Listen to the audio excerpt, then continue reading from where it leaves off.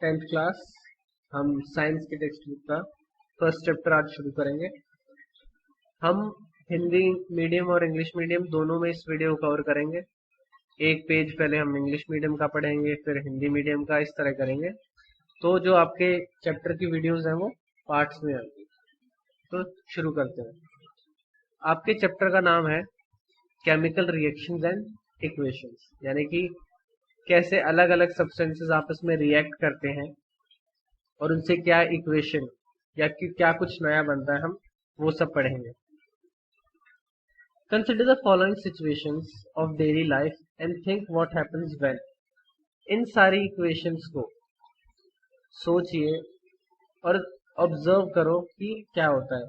Milk is left at room temperature during summers, यानी कि दूध आपने रात को रसोई में छोड़ दिया सुबह तक। एंड आयरन तवा, पैन और nail is export to humid atmosphere, यानी कि ह्यूमिड क्या होता है, जहाँ पे नमी ज्यादा होती है, यानी कि कोई कील बाहर है या कोई तवा या पैन ह्यूमिड एटमोस्फेयर में। ग्रेप्स गेटेड फर्मेंटेड, अंगूर फर्मेंट होते हैं। जिस तरह दूध फट के दही होता है ना, फर्मेंटेशन, जिस तरह आटा खट्टा होता है उसी को फर्मेंटेशन कहते हैं। फूड इज कुक्ड, खाना पक रहा है। Food gets digested in the body, खाना हमारे शरीर में हजम हो रहा है। वी रेस्पायर, हम सांस ले रहे हैं। Now in all about equations the nature and the identity of initial substance have somewhat changed. अब इन सभी सिचुएशंस में जो ऊपर दी गई है, जो इनिशियल नेचर है सब्सटेंसेस का, वो चेंज हो गया। We have already learn about physical and chemical changes of our matter in our previous classes. Physical changes कौन से होते थे, जो रिपीट हो सकते थे, रिपीटेबल होते हैं, रिवर्सिबल होते हैं। केमिकल चेंजेस जो रिवर्सिबल नहीं होते। Whenever a chemical change occurs, जब कभी भी एक केमिकल चेंज होता है, we can say that chemical reaction has taken place। हम क्या कह सकते हैं कि एक केमिकल रिएक्शन हुई है। We may perhaps be wondering as to what is actually meant by a chemical reaction। अब आप लोग ये सोच रहे होंगे कि एक केमिकल रिएक्शन होती क्या है। How do we come to know that chemical reaction has taken place? हमें ये चीज कैसे पता लगती है कि केमिकल रिएक्शन हुई है। Let us perform some activities to find the answer to this question। अब यहाँ पे एक एक्टिविटी दी गई है इन सभी सवालों के जवाब देने के लिए। Activity 1.1, clean a magnesium ribbon about 3-4 centimeter long by rubbing it with sandpaper। Magnesium ribbon होता है, वो कह रहा है उसको साफ कर लो सैंड पेपर से। सैंड पेपर पता है ना, जो सफेदी वाले जिससे दीवार घिस रहे होते हैं, उसको सैंड पेपर बोलते हैं। Hold it with a pair of tongs, burn it using a spirit lamp और burner and collect the ash form in a watch glass as shown in figure 1.1। ये कह रहा है अब रिबन को टोंग से पकड़ लो, चिमटे से पकड़ लो, बर्नर से इसे जलाओ और इसकी जो राख है वो वॉच ग्लास में कलेक्ट कर लो। Keeping it away as far as possible from your eyes, यानी कि अपने चेहरे को अपनी आंखों से दूर रखना है इसको। व्हाट डिड यू ऑब्जर्व, आपने क्या ऑब्जर्व किया। You must have observe that magnesium ribbon Burns with a dazzling white flame and changing into a white powder। आपने ये देखा होगा कि जो मैग्नीशियम रिबन है बहुत ही dazzling flame क्या होता है, चमकदार आग में जला और वो किस में बदल गया, एक सफेद पाउडर में। This powder is magnesium oxide. ये पाउडर क्या है, magnesium oxide. It is form due to the reaction between the magnesium and oxygen present in the air. तो मैग्नीशियम ऑक्साइड कैसे बना, किस किस की रिएक्शन हुई, मैग्नीशियम की और ऑक्सीजन की। ऑक्सीजन कहाँ से आई, जो हवा में अवेलेबल है।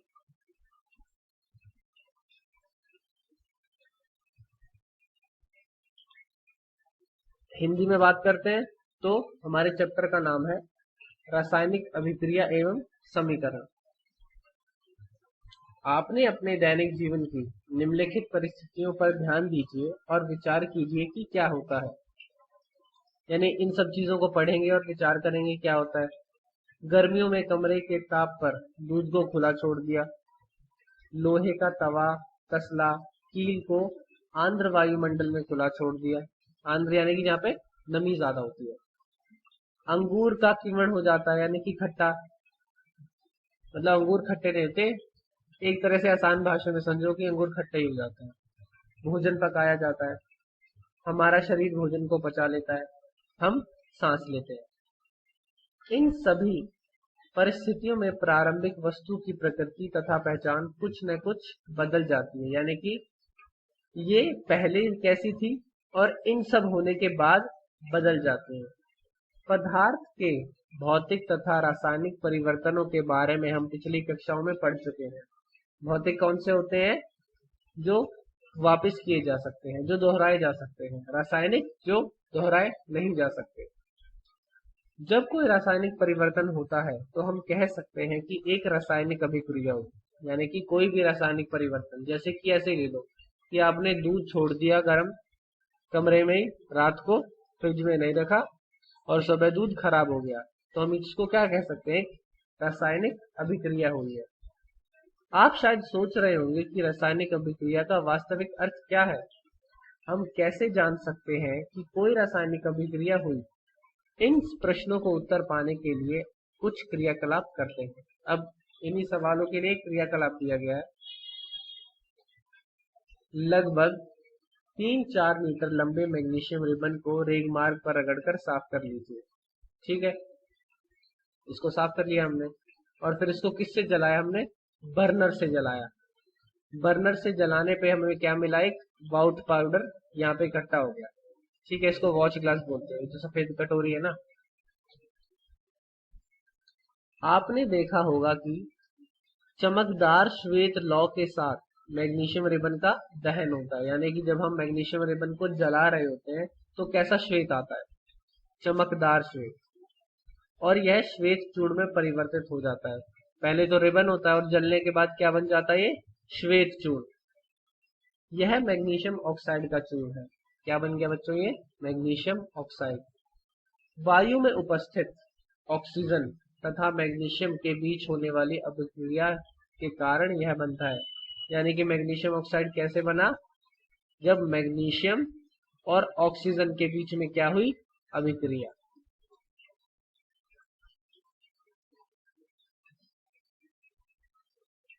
Activity 1.2, take lead nitrate solution in a test tube. आपने लेड नाइट्रेट का सॉल्यूशन लिया टेस्ट ट्यूब में। Add potassium iodine solution to it. उसमें क्या डाल दिया? Potassium iodine. What did you observe? ये आपकी दूसरी एक्टिविटी। तीसरी activity, take a few zinc granules in a conical flask और टेस्ट ट्यूब। कह रहा है जिंक के छोटे छोटे टुकड़े टेस्ट ट्यूब में ले लीजिए या फ्लास्क में ले लीजिए। ऐड डाइल्यूट सल्फ्यूरिक एसिड और हाइड्रोक्लोरिक एसिड, यानी कि फिर उसमें या तो डाइल्यूट सल्फ्यूरिक एसिड या हाइड्रोक्लोरिक सल्फेट। अब इसने डाइल्यूट क्यों बोला है? क्योंकि कंसंट्रेटेड बहुत ही खतरनाक होता है, वो आपको जला सकता है। Do you observe anything happening around zinc ग्रैन्युल्स? यहाँ देखिए आपको फिगर में क्या दे रखा है कि ये हमने डाल दिया जिंक ग्रैन्युल्स और ये डाइल्यूट सल्फ्यूरिक। अभी देखिए छोटे छोटे ना बबल्स बने हुए। ठीक, टच द कोनिकल फ्लास्क और test tube, is there any change in temperature? अगर आप इसको हाथ लगाओगे तो ये हल्का सा गर्म हो जाता है, यहाँ पे हीट प्रोड्यूस होती है। From about three activities, we can say that any of the following observation help us to determine whether a chemical reaction has taken place. अब हमें ये ऑब्जर्वेशन से क्या हेल्प मिलती है? ये पता लगता है कि कोई केमिकल रिएक्शन हुई है या नहीं हुई। चेंज इन कलर, यानी कि रंग बदल गया। चेंज इन स्टेट, यानी स्टेट समझते हो ना, सॉलिड से लिक्विड हो जाए, लिक्विड से गैस हो जाए, वैसे। एवोल्यूशन ऑफ गैस, क्या कोई गैस निकल रही है।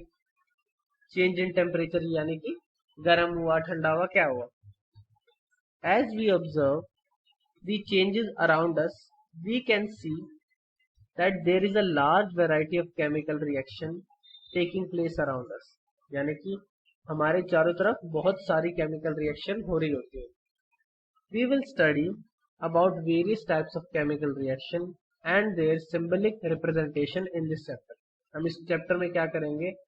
अलग अलग तरह की केमिकल रिएक्शंस के बारे में पढ़ेंगे और उनको सिंबल्स में कैसे लिखते हैं वो पढ़ेंगे। Chemical equations. Activity 1.1 can be described as when a magnesium ribbon is burnt in oxygen। Activity 1.1 में क्या हुआ था, एक मैग्नीशियम रिबन को हमने जलाया, it get converted to magnesium oxide, वो किस में बदल गया, मैग्नीशियम ऑक्साइड में।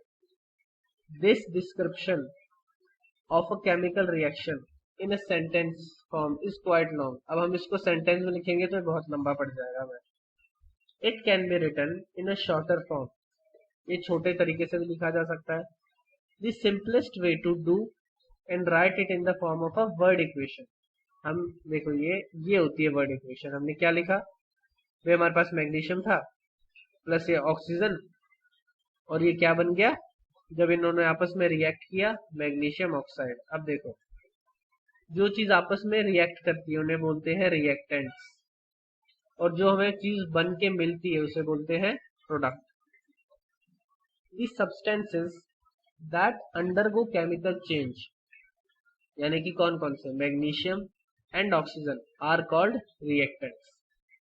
The new substance magnesium oxide formed during reaction is as a product, यानी कि जो नया सब्सटेंस, जो नई वस्तु बनी, उसे क्या क्या बन गया, उसे क्या बोलेंगे, एक तो प्रोडक्ट और क्या बन गया, magnesium oxide. A word equation shows change of reactant to products through a arrow placed between them। ठीक है, ये वर्ड इक्वेशन है। एरो क्या दिखाती है कि भाई पहले ये था और फिर ये बन गया। The reactant are written on the left side with a plus sign between them. Reactant कहाँ लिखते हैं हम, उल्टे हाथ की तरफ, और उनके बीच में प्लस का साइन होता है। The arrow head point toward the product, ये जो एरो हेड है ये क्या दिखाएगा कि ये क्या है, product. And shows the direction of the reaction, और रिएक्शन की डायरेक्शन दिखाएगा।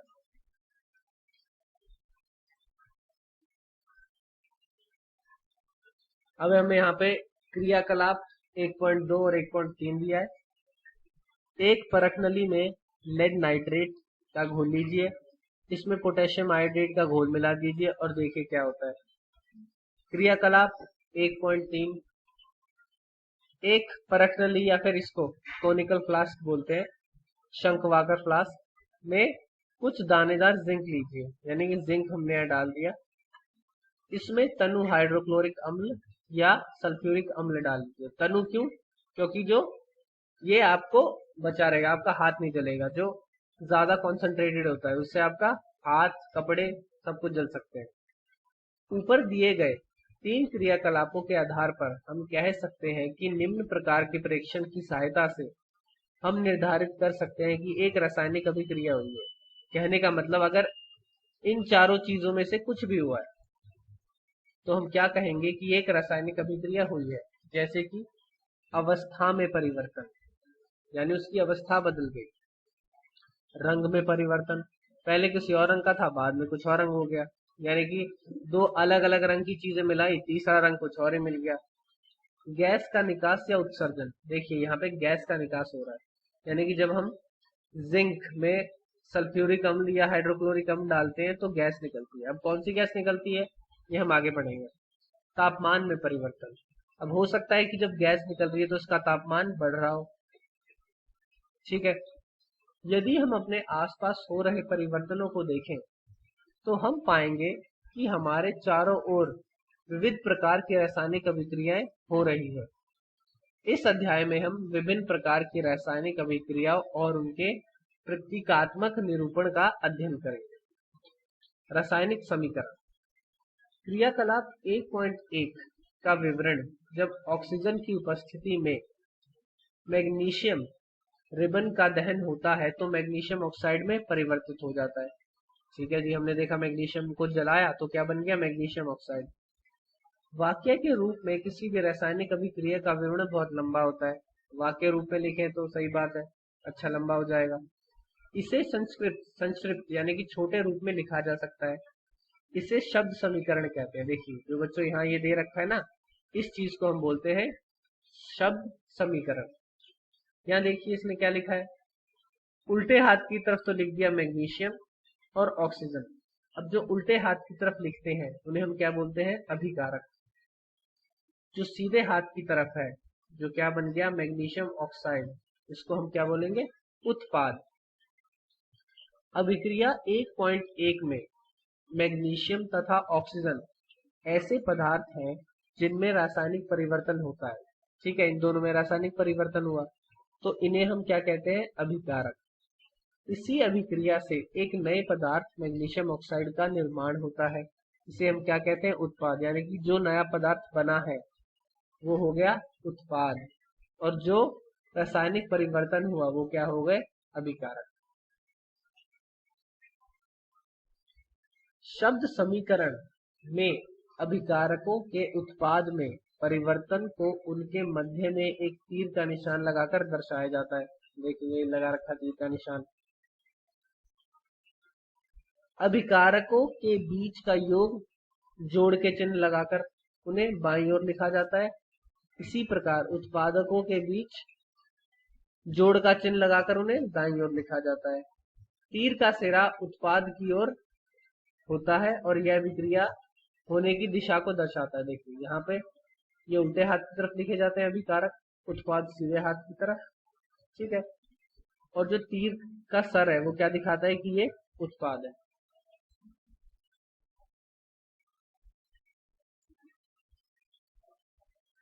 Writing a chemical equation, is there any shorter way for representing chemical equation? क्या अभी जो हमने पढ़ा उससे भी छोटा तरीका है कि हमें केमिकल रिएक्शन को लिख सकें?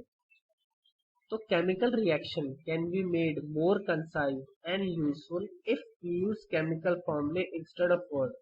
यानी कि केमिकल रिएक्शन को हम और छोटा कर सकते हैं अगर हम शब्द, वर्ड्स की बजाय क्या यूज करें, केमिकल फॉर्मूले। अ chemical equation represent a chemical reaction. एक केमिकल इक्वेशन क्या दिखाती है, एक chemical reaction.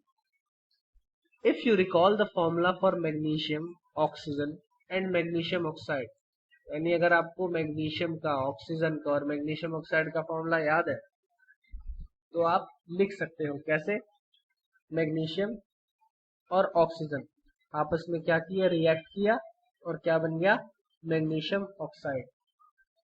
Count and compare the number of atom of each element on the left and the right side of the arrow. यानी कि अब यहाँ पे कितने एलिमेंट है वो काउंट करो और यहाँ पे कितने हैं। देखो Mg एक है, ये मैग्नीशियम यहाँ पे भी एक था, यहाँ पे भी एक है, लेकिन यहाँ पे ऑक्सीजन कितने हैं, दो, यहाँ पे एक ही है।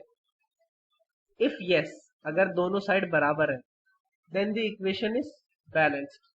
If not, then the equation is unbalanced because the mass is not the same on the both side of the equation। देखो यहाँ पे सेम नहीं है तो such a chemical reaction is a skeletal chemical equation for a reaction। यानी कि ये जो हमें दे रखी है अनबैलेंस्ड इक्वेशन को हम क्या बोलते हैं, skeletal chemical equation. Balanced chemical reaction. अब बैलेंसिंग बच्चों आपको यहाँ पे वीडियो में समझानी थोड़ी मुश्किल है। ठीक है, जब आप लोगों के स्कूल खुल जाएंगे मैं आप लोगों को तब समझा दूंगा। बाकी एक बार नहीं भी खुलते हैं तो भी मैं एक बार आप लोगों को बुला के 10th वालों को ये बैलेंसिंग समझा दूंगा कैसे की जाती है। ठीक है,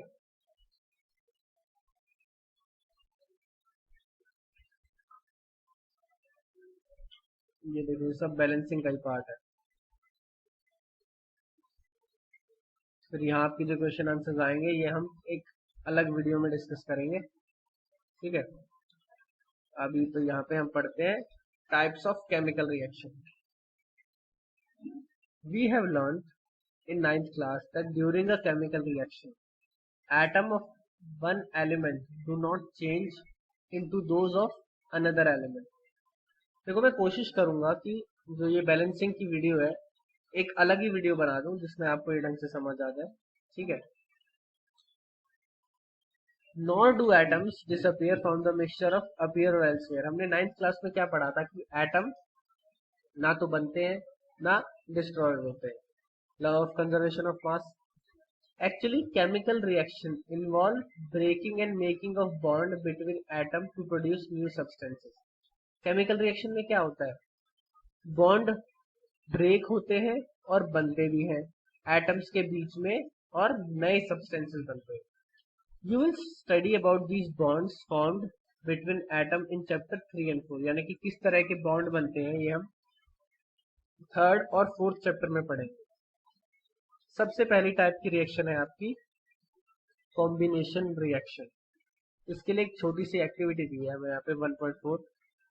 take a small amount of calcium oxide और क्विकलाइम इन अ बीकर। ठीक है, एक बीकर में थोड़ा सा है तो कैल्शियम ऑक्साइड ले लो या क्विकलाइम। क्विकलाइम होता है बच्चों चूना, जो सफेदी में ये टब में मिलाते हैं ना, उसको बोलते हैं।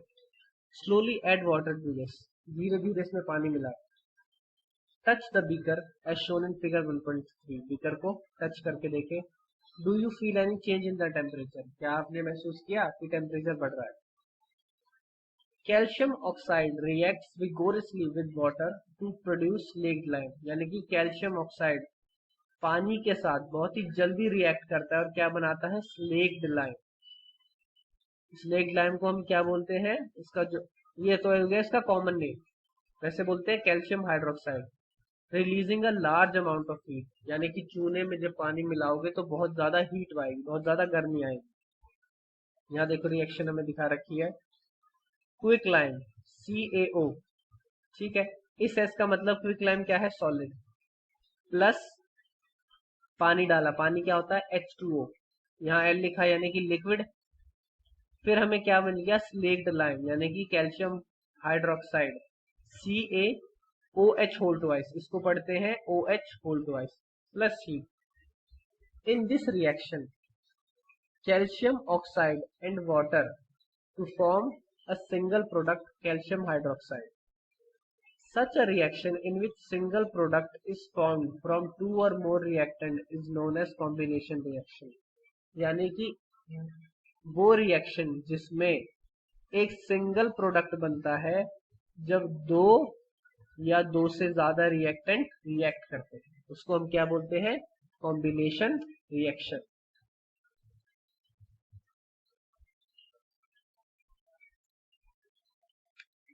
रासायनिक समीकरण लिखना।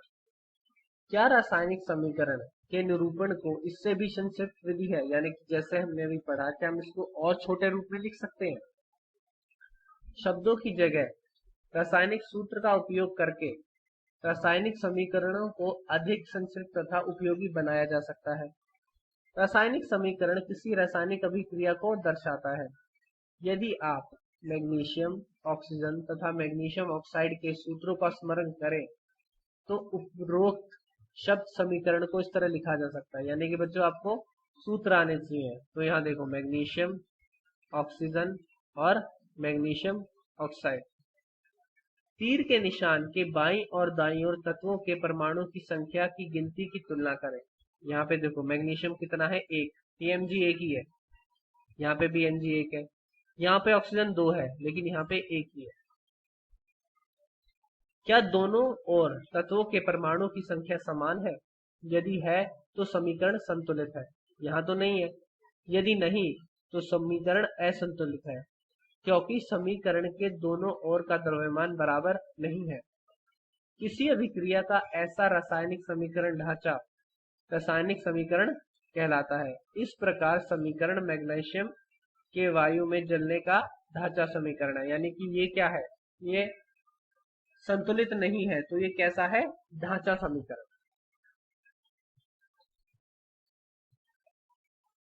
रासायनिक समीकरण का महत्व, संतुलित रासायनिक समीकरण का महत्व। अब देखो बच्चों, जो संतुलित किया जाता है वो यहाँ पे समझाना थोड़ा सा मुश्किल है बिना पेपर पेन या चौक और डस्टर बोर्ड के। इस पे मैं आपकी एक अलग वीडियो बनाऊंगा, वरना आप लोगों को जैसा मैंने अभी बताया क्लास में बुला के समझा दूंगा। हम ये क्वेश्चन आंसर्स एक दूसरी वीडियो में डिस्कस करेंगे। रासायनिक अभिक्रियाओं के प्रकार, अब क्या क्या प्रकार होते हैं हम वो पढ़ेंगे। कक्षा 9 में हम अध्ययन कर चुके हैं कि रासायनिक क्रिया के समय किसी भी एक तत्व का परमाणु दूसरे तत्व के परमाणु में नहीं बदलता। ठीक है, न तो कोई परमाणु मिश्रण से बाहर जाता है और न ही मिश्रण के में आता है।